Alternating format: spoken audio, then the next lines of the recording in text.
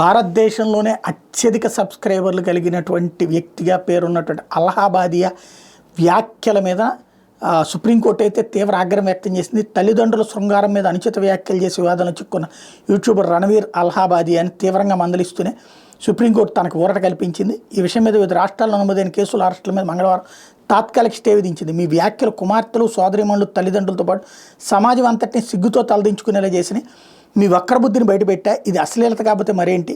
మీ మీద ఉన్న కేసులను ఎందుకు కలిపి విచారించాలి, ఎందుకు రద్దు చేయాలంటూ justice Suryakant, justice S Koteswara సింగిల్తో కూడిన ధర్మాసనం అలహాబాదీ అని ప్రశ్నించింది. మీరు అంటే అలహాబాదీ ఇటువంటి మాటలతో ప్రచారం పొందాలని చూస్తుంటే బెదిరింపులతో పబ్లిసిటీ పొందాలని చూసేవాళ్ళు ఉంటారు. సమాజానికి కొన్ని విలువలు ఉన్నాయి, వాటిని మీరు గౌరవించాలి. వాక్ స్వాతంత్ర పేరుతో ఏది పడితే అది మాట్లాడే ఎవరికి లేదని మందలిచ్చింది. అలహాబాదీ వ్యాఖ్యల మీద మరో కేసు నమోదు చేయకూడదని సుప్రీంకోర్టు స్పష్టం చేసింది. తదుపరి ఆదేశాలు జారీ అయ్యేంత వరకు అలహాబాదీ ఆయన తోటి ఇన్ఫ్లుయెన్సర్లు ఎటువంటి షోలను ప్రసారం చేయరాదని ఆదేశించింది. తన మీద నమోదైన వివిధ ఎఫ్ఐఆర్లను రద్దు చేయాలని అలహాబాదీ దాఖలు చేసిన అభ్యర్థుల మీద స్పందన తెలియజేయాలని కేంద్రాన్ని, మహారాష్ట్ర, అస్సాం ప్రభుత్వాన్ని సుప్రీంకోర్టు ఆదేశించింది. అలహాబాదీ తరపు న్యాయవాది మాజీ సీజే కుమారుడు అభినవ్ చంద్రచూడ్ మీద విచారణ సందర్భంగా ధర్మాసనం అసహనం వ్యక్తం చేసింది. మీరు ఆయన వాడిన పదజాలాన్ని సమర్థిస్తున్నారా అంటూ జస్టిస్ సూర్యకాంత్ ప్రశ్నించారు.